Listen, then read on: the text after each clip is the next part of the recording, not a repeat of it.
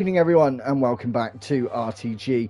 Sorry for the late start. We've got 3 minutes left of Q1, so we're only missing a slight bit of the action to come this evening. As I said, apologies for that. I was just running a little bit late and had some issues. Anyway, we're in Belgium this evening. 19 corners around this circuit, 7 miles in length, 7 kilometers in length, 4 miles in length for Imperials. We've got 22 laps to run around this circuit. This track has been on the calendar from the very beginning in 1950 and had a couple of alterations, but the fun fact, which I've already said, it's the longest circuit on the calendar and probably got the most famous corner on the calendar as well. Most famous corner in motor racing, I'd say, actually. Eau Rouge and Radion, of course, the 3-cornered uphill, about 25 metres, I think 30 metres up to the top of Radion. To go to the standings very quickly, we've got Short Marcus leading the championship, getting 23 points each time out, which I believe is second place. It's the third place, I think, actually. And he's leading the championship. Consistency is key for that man. Josh McGill is second after winning last week, as Robbo was a reserve, but now in the league permanently for Red Bull. Chuck is in third. Paul Jones is fourth. Fifth is Matty Jones. Williams is leading the championship, followed by Ferrari, 88 points for Williams, 73 for Ferrari. AlphaTauri is on 68. We've got 19 drivers this evening. We're going to lose the bottom 4 in a couple of minutes' time, then the bottom 5 in Q2, and then we'll have the top 10 shootout for Q3. How are you doing, Lee? Apologies to you as well for being late. Oh no, it's all good. Yeah, looking forward to this. As we said, while you were right, I was just looking at some of the times out there, and I think it was Prodigy went and won with the intermediate tyres anyway, in the wee intermediate championship that they've got going on. And just before that, well, just after that, Royal Rumble crashed. That was Stavro 1. So he'll be starting at least 15th on the grid. Yeah, only just 15th as well at the moment, as Inexa is very close behind him, and I believe he's just finished a lap, so we get all the graphics we have up in qualifying up on the screen. We just had a comment straight away out the blocks from Short Marcus, of course, a Monday commentator. I think he had a cracking night in the seat on Monday night with the British Grand Prix. Unfortunately, I had connection issues and sort of came out of it about 7 or 8 laps into the actual Grand Prix, but it was a sprint on Monday, so if you haven't watched that, please check that out. Check out the moments of the week from last week. I'm having a really busy week this week, so I'm not going to be able to do videos this week, but I think Jack will be doing it, Swift Edits, as you see in the comments, and he'll be taking on the mantle of making videos for the week. And yeah, so Checker Flag is already out as we started late on. RTG Lee, he's in a bit of trouble, but he is just over 4 tenths up on his lap time. I think Inexa is also going to be out. That means Royal Rumble potentially is safe, but not if RTG Lee has anything to say about it. Is Teichmann and Cameron are already out. It'll be Bugatti who's going to be out.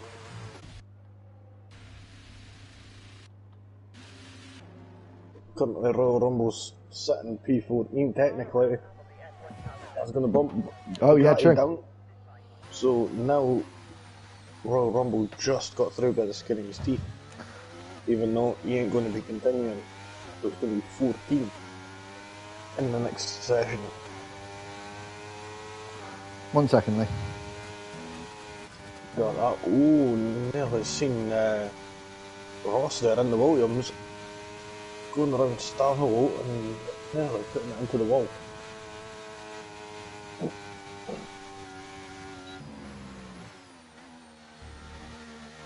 So we're just waiting on him to finish his finish up on track.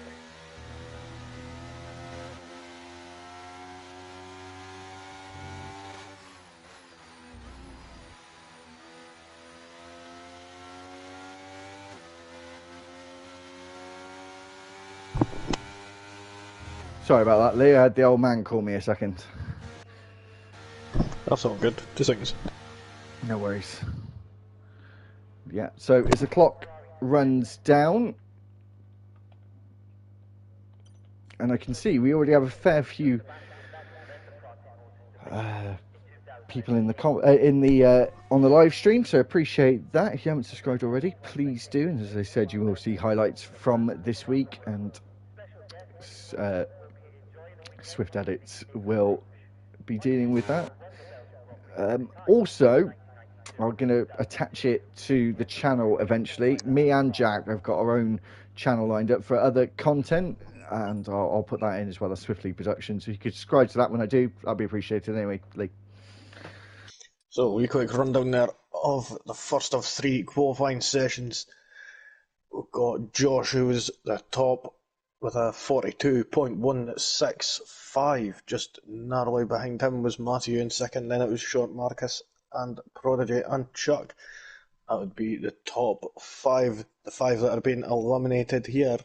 Well, it's going to be 5 anyway this time. Is Royal Rumble, Bugatti Sloven, Inixa, Tidgeman and Cameron Sims. They will all be eliminated here, and it'll be 4 that will be getting eliminated in the next session. So, on to the next one. So as Lee said, second part of qualifying to come. We'll have 15 minutes with 15 drivers, and this will be the fight to get in the top 10 for that coveted pole shootout. And as I said, Lee, as I was late, oh sorry, it won't be 5, it'll be 4, as we have Royal Rumble already out, so he'll be starting 15th. No point in him taking part at all because he's not able to. His car is not functioning anymore, and so there's no point even having on the timer. Even though actually, I think it'd be quite nice even if we just have Royal Rumble at the bottom, even though he was sort of removed like they are for DNF cars. Yeah. But they don't. So we just got the bottom 4. And we've got one of the Ferraris, Matthew. Looks like he's coming out the blocks quickly. And then we do see this in RTG a lot, Liz. We've just seen it there. Like in real life Formula 1, you get a bit of a chain reaction in RTG when drivers go out. They all seem to follow each other. Yeah, they do seem to just all like to huddle up together. Yeah, I mean, on Monday, I know you don't have the full track map, I do. The traffic into the final few corners. It's 18. I remember you telling me about that. Like, as I was coming up on the qualifying lap, it was like hung back. There's a big queue just right where I am. I have to admit as well, everyone was quite respectful as well. They all stayed in their position. No one tried to skip the queue. Very British. Yeah. Pretty much, yeah. So who's going to be first out? Yeah, it's Phil again, so he's going to be setting the benchmark again here. This is just random pull on now. Lee, is there a chance of rain? Because these guys have got out very quick and they're not going slow on their outlaps either.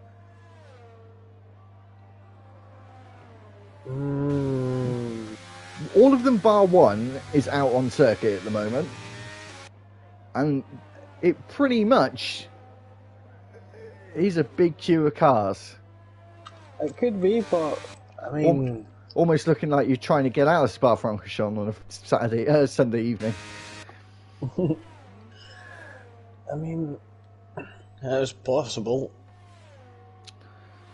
We're just starting. Phil is just about to start his lap now. As he makes his way into turn 1, of course, Sandoval. And then we're full throttle all the way to the chicane at the end of the Kemmel Straight as he goes through a Rouge and then up the crest and through a Radion. just take this slight right-hander onto the Camel Straight into the Les Combes chicane.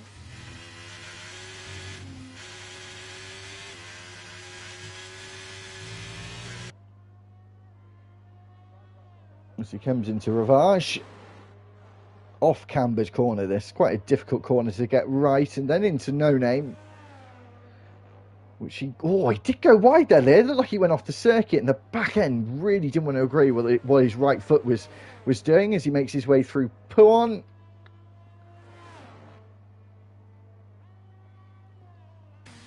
Also, another tricky couple of corners to get right, the Fania chicane. And then into the first of the two Stavelot corners. And then we're full throttle through Blanchimont on the way to the bus stop.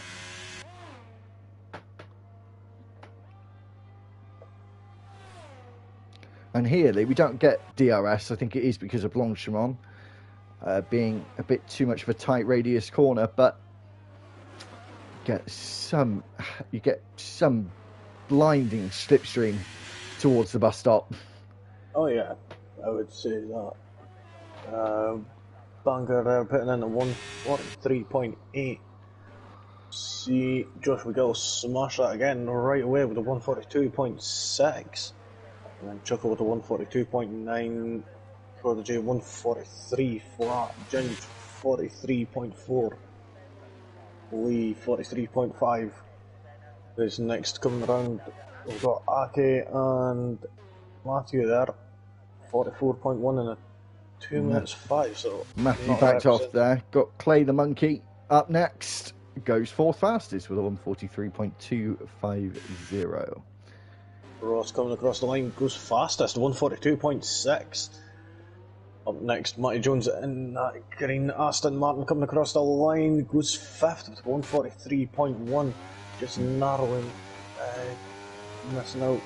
And our teammate, and our colleague Short Marcus moves up into 12th place and did a 152. But he is going again. He obviously made a mistake, tried to recharge that battery as much as he possibly could, and now foot to the floor through Eau Rouge and Radion.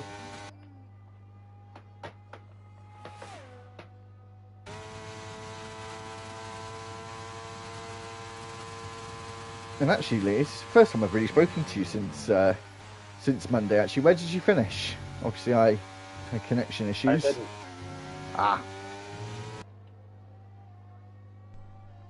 Good start, then just went terrible.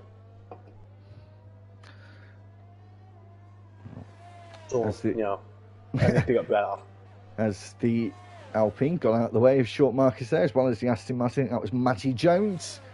And now through Pouon, which I think they actually, Rouge and Radion, great corners, but I actually think Pouon's my favourite corner at Belgium. Oh. I do like the complex of Les Combes. That was quite fun.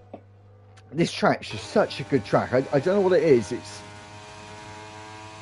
I think also about the fact it's really long. I also like the fact. Don't get me wrong. I don't think I'd like it so much if there was a lot of tracks that were sort of 7 kilometres. But there's just something. It's all the old school circuits. I definitely think there's some sort of magic dust that comes with the old school circuits, like Belgium and Monza. Is Short Marcus goes 6. That's a bit of a better time from him. I'm sure he's got a bit more in his locker. Yeah, definitely. I mean, we've seen him there just fighting coming out of the final chicane there. And as he was going through it, he was struggling to get the power down. So, but yeah, the old tracks, the Spa, Monza, Silverstone, Suzuka. I said they've all got, even old tracks we don't go to anymore, like Hockenheim as well. Even Hungary to a certain degree now, because it's quite an old circuit. As I said last week, it's the second longest consecutive circuit running. Only Monza beats that. As Paul Jones goes on to the front row. So Paul Jones waiting that wee bit longer. and then managing to get in a smashing time there pretty much secures his place in the third qualifying session. We've got Matthew just coming around the final couple of corners. Is he going? No, he's jumping into the pits. So this is going to be quiet now. Yeah, so what do you think, Lee? What do you think? As I said, I feel like there's a bit of magic dust on these circuits, but what do you think makes them so much better? You know, more. I think one thing for us, before you give your opinion, actually, is the corner names. Corner names, I think, gives the track so much more character. I mean, I wouldn't even say that. I'd just say it's more just the way the track feels. You know, the way there's plenty of overtaking opportunities in that, you know, so it always provides quite good racing. Oh, as someone's honking their horn, at least. Yeah, most of them are. I was just trying to think of other ones that we don't go to anymore that we used to on a regular occasion.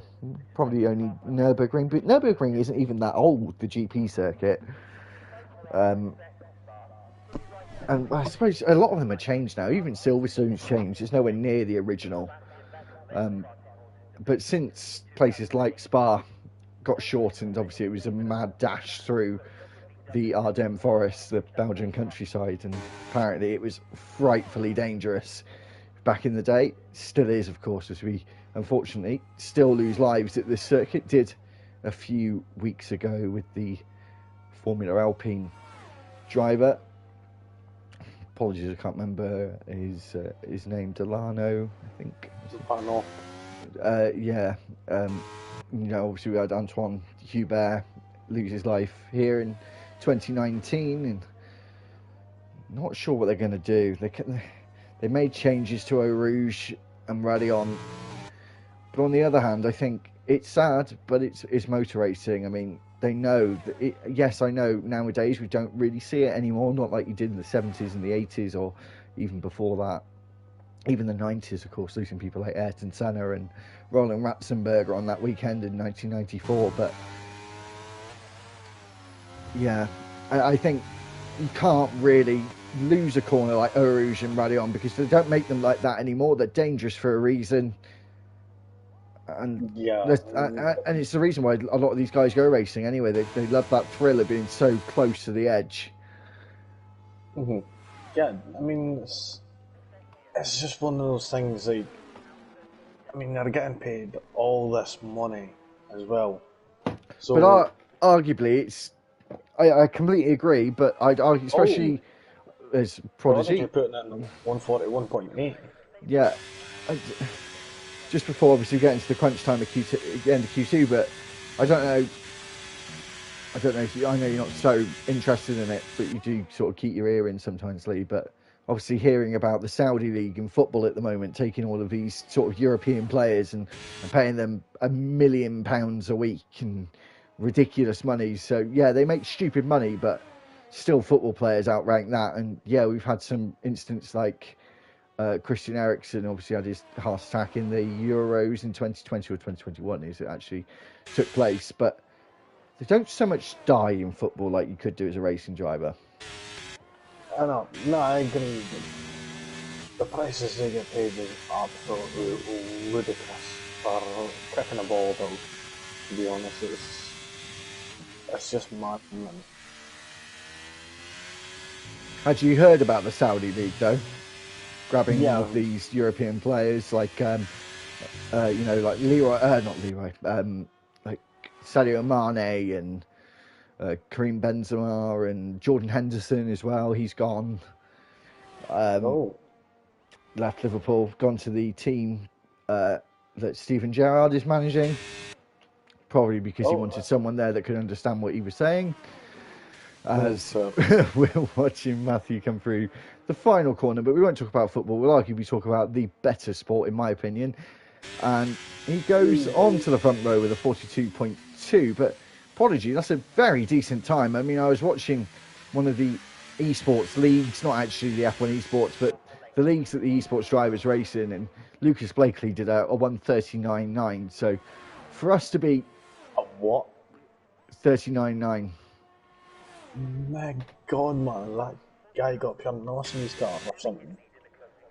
But I know it still seems like a huge amount of time, but for us to only be, well, Prodigy, but RTG as a whole, to only today only be at the moment 1.9 seconds off that. Still, that's mad, though. It is, yeah. Don't get me wrong, it's ridiculous. And watching the fact that, you know, I watch them and I go, how are you getting full throttle there? How are you able to manage the torque where if I do that, I'm either going to lose it or, you know, the rear end just isn't going to like it. But of course, it's all in the setups as well. And of course, they've probably got much quicker reactions than I've got as Chuckle goes fourth fastest. Oh, nice one. I'm managing to get out of that drop zone anyway, because I reckon it could be a, if you're in the 143s, you're out by the looks of things. I think it's going to be Aki next on a lap. Yeah, I was just thinking there, a lot of drivers are out of sync this time, because a lot of drivers who've just completed, some like Aki are right in the middle of their lap, and still got 3 drivers who haven't even started their final lap. Yep, and 3 of them who aren't even coming out the pits, Ross, Josh and Clay. So they're deciding to risk it a little. Clay has been extra risky there, especially with that time he's in 9th place with 43.250. And Aki's up on his time by over a second, so he could be easily looking at maybe even 7th or 8th place. Well, the flag is going to drop just before he crosses the line. It does about now, and he comes across the line. Is he going to be safe? Not just yet. Not just yet. He might be, but we haven't confirmed it yet. Phil is on a flyer. We've got a driver ahead of him, Matty Jones, which of course can knock Aki down even more. He's not safe either. Clay is right on the edge. Is Matty Jones, who's had a strong performance so far in RTG in Season 12, dives into the pit lane. He's not going to go any faster. Short Marcus, 5-place grid penalty for illegal blocking. He's not going to be happy about that one bit. Phil goes 11th. He's out. What is Lee going to do in that all-black Mercedes? He goes 10th, knocks Clay out, but he's on the cusp. Is Chuck going to be able to get inside the top 10? It's going to be close. He's 7/10 up on his time. He needs to keep it on track, literally and figuratively speaking, and get a decent final couple of corners to guarantee his safety. As he comes across the line, he goes through. Matty Jones now at risk. The only driver that can beat him now is Ginge, as he is about to come across the line, tentative on that right foot, and he does so. Just manages to miss out there by about 4/10 or nearly. So obviously he wasn't improving on his time, so he decided to just jump into the pits. And it's cost him. He was still 4/10 off from getting through. Maybe he wasn't anywhere close to that, and he knew sort of the benchmark he needed to get to. Yeah, but interestingly as well, Lee, before the top 10 or the roundup, 8 teams in the top 10. Nice. Big variety there then. I've seen there Sean Marcus getting that 5-second penalty for a legal block, and not sure what happened on that end. I'll have to have a wee look at that. We'll probably end up seeing that later on. But seen Prodigy got first place there in the second qualifying session. Short Marcus in second, Matthew third, fourth Chuckle. And then it was Paul Jones, Ginge, Ross, Aki, Josh McGill, and then Chuck to round out the top 10. They'll be moving on to the final qualifying session. Matty Jones, Lee, Clay, and Phil will not be moving on, and they will be starting in their respective positions 11th, 12th, 13th, and 14th. And of course, not to forget Royal Rumble, who did technically make it through into Q2, but due to his car being undrivable at the moment, yeah, couldn't drive it anymore. So we're into the top 10 shootout. 11 minutes and 50 seconds left on the clock. No one has decided to press that go button to come out of the pit lane. Maybe the first driver is Matthew. Once again, the first one on our screen is the Ferrari mechanic. Comes out to the slow lane and then sends that Ferrari out into the fast lane. So, again, got this kind of concertina effect, but we should see this at Spa, actually, because this technically, especially in Q3, is the shortest amount of time you get to do 2 laps in terms of lap time, because it's the longest circuit on the calendar. So you really only get 2 laps, and you really got to get on with it here. Yeah, you've got to get on your lap, get it done, get back into the pits. I mean, right there and then, that's about 5 minutes gone. Just in that time. 2, 4, no, more than that. Almost 6. Oh. We'll see, actually. We'll see. I'll keep a close eye. We won't mention it until it happens. But we've got this gaggle of 4 cars together right at the front. They came out about 11 minutes 45. So if they're in by 5:45 or thereabouts, that would have been 6 minutes. So that would be my guess. But then they've got about a 3-minute turnaround. Yes, it's a lot of time, but you want to have that bit of comfort just to sit there for a minute and know you haven't got to rush.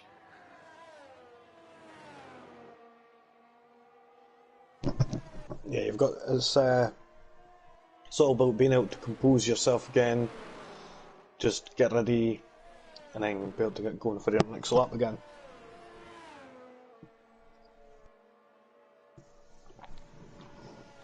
And of course, it would have happened in Q1 and Q2 as well, but more crucially in Q3. This track, you need about 6 or 7 kilos of fuel to do your out lap, your fast lap, and your in lap. As I said, longest circuit, not shortest, longest circuit on the calendar as Josh McGill goes into Les Sources. But on your final attempt, you can run as low a fuel as possible, which is 5 kilos. It'll get you a out lap and a fast lap, and then once the checker flag has fallen, bit of an in-game advantage. You don't have to worry about fuel after that. But this one as well, heavy on the fuel in qualifying. Oh yeah, it's quite with it being a bigger track, fuel does come into a bit more, and they will be running a wee bit heavier at the start than usual anyway. As Josh McGill takes this section of corners as he exits No Name. Really lovely indeed as he takes a huge amount of curb through pole. It did upset the car slightly, but was able to keep it on the straight and narrow as he goes through the Fania chicane, loses it, gets onto the gravel. He hasn't invalidated, but he's gone wide through the first part of Stavolo. And he's charged the battery to go again. He's unfortunately, to be fair, he's got quite a lot of straight where he can kind of brake and speed up and brake, which will help the battery recharge. He's got 60%. I mean, he comes in. He didn't even want to just give it a go, get a banker. But I thought maybe with 60% in this final part of qualifying, a banker might have been quite useful. But Prodigy 141.9, and then a 141.8 from Matthew, Mr. Saturday.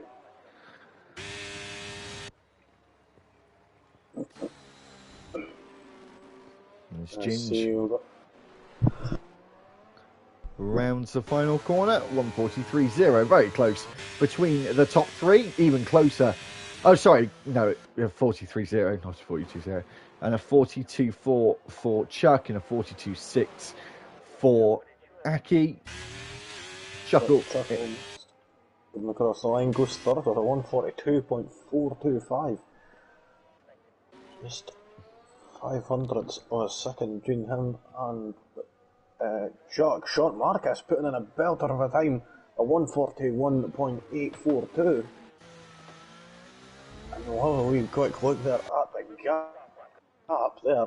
15 thousandths of a second. That's 93 thousandths of a second between first and third there, just under a 10.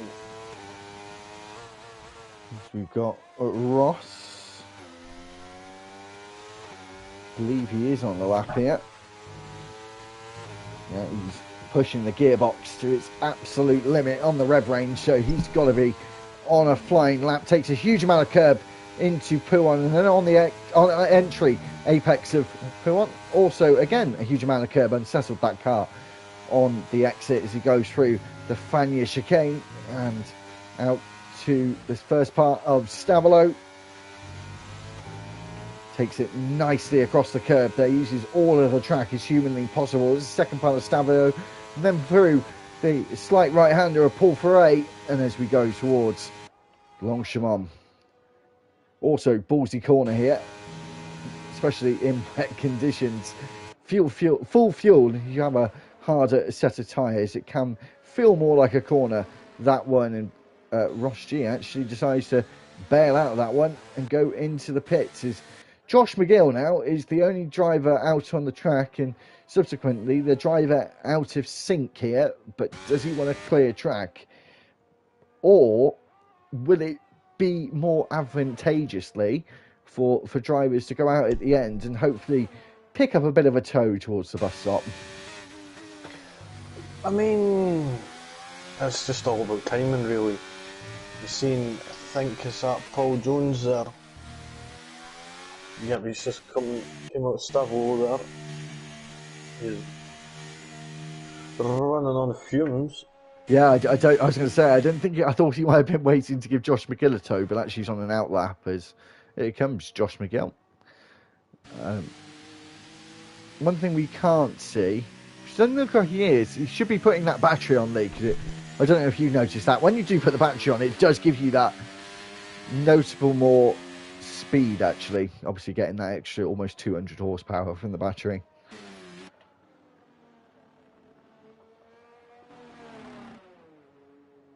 I think you got yourself on mute, my friend. Is sorry. Josh, who's on the lap?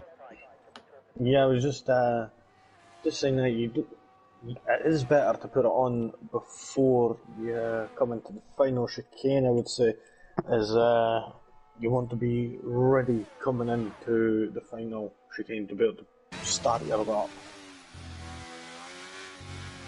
No, sorry, I was talking about the fact that he had no fuel and putting the battery on. I was talking about Paul Jones, who'd run out of fuel, and putting the battery on when you've got no fuel does give you extra power. So I said almost 200 horsepower. Oh yeah, you make a fair point there. Yeah, of course. You always just drain the battery when it's as well. It's going to be getting recharged in a few moments anyway when you jump into the pits. I actually don't like that in game. I believe you should get the same amount of battery when you come out. Makes qualifying a little bit more challenging. I don't think it should just reset to 100 because it doesn't in real life.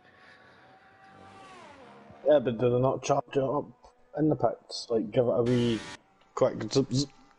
I don't think there's chargers quick enough to do that. I think that's why they use the heat from the brakes, don't they?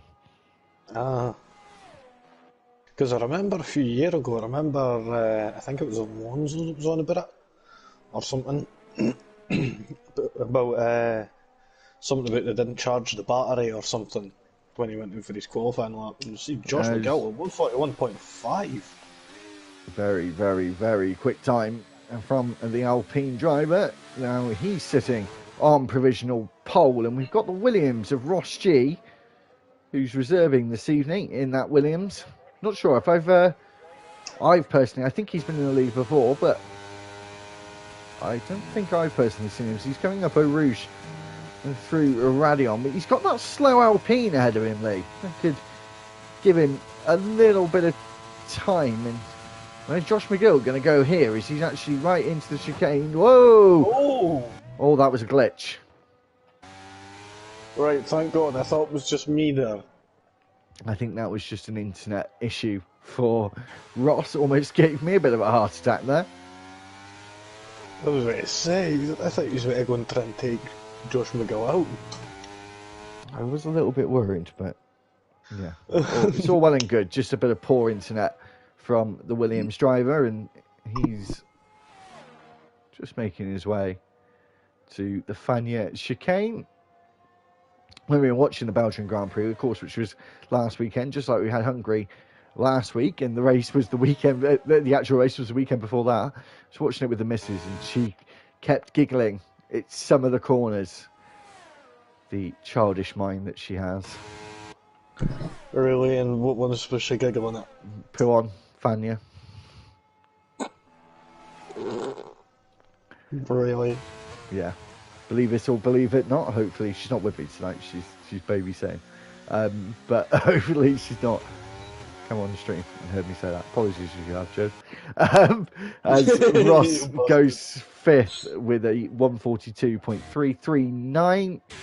Aki started his final run. As I said, we had some drivers slightly out of sync.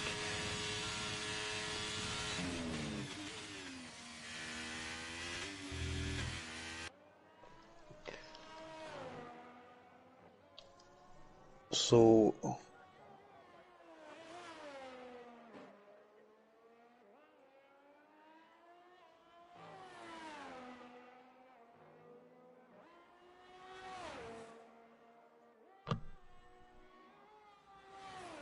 I'd like to know what time is on the board instead of caution. Oh, 16 seconds. Prodigy's messed up his time, so he's not going to be able to go again. Josh McGill's returning into the pits.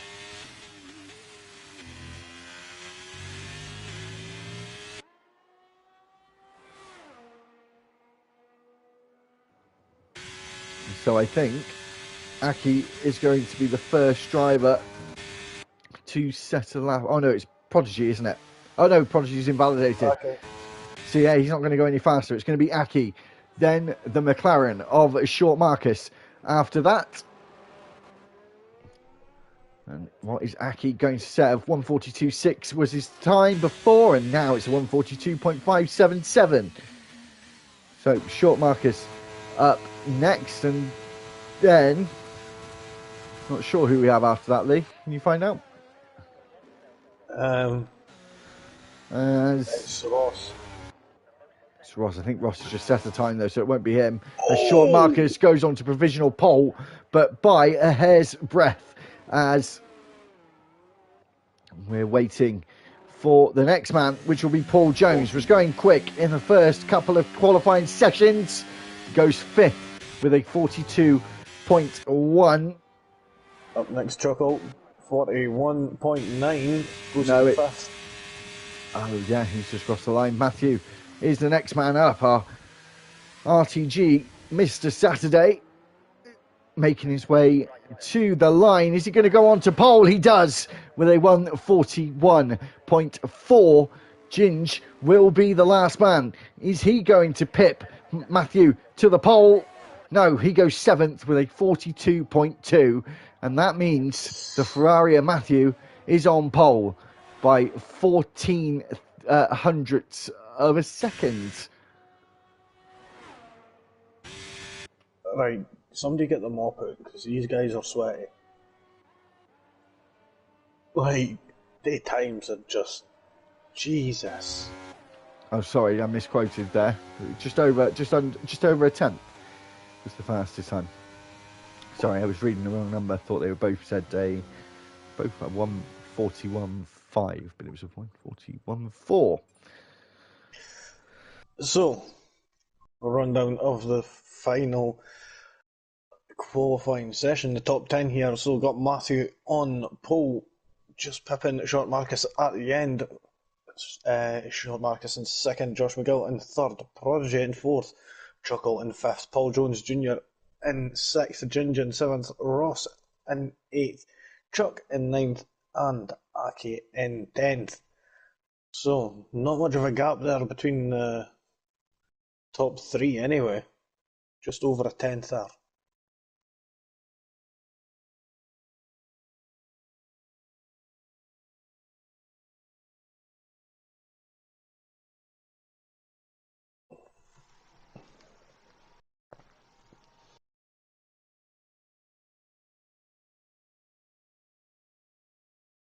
Are you there?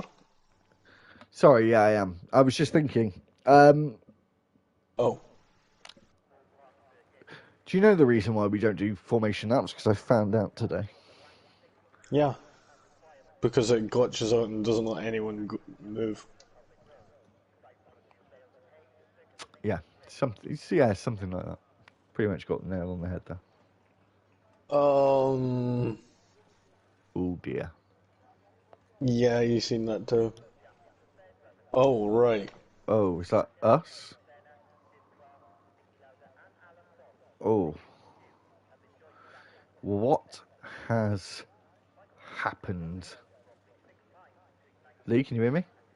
Yeah, I could hear you. Okay, I was just worried it was me for a second. No, it's me too. So, yeah, there's going to be a lobby restart. Yeah, I've just seen that. So, as we're having a lobby restart, we don't get it every week, so we'll take our chance when we can get it. Me and Lee are just going to have a couple of minutes. We'll put the stream on pause. We're not going anywhere, so just be patient. If you're watching from home, make yourself a cup of tea or get yourself a beer, whatever you want, and we'll be back on stream proper in a few minutes' time.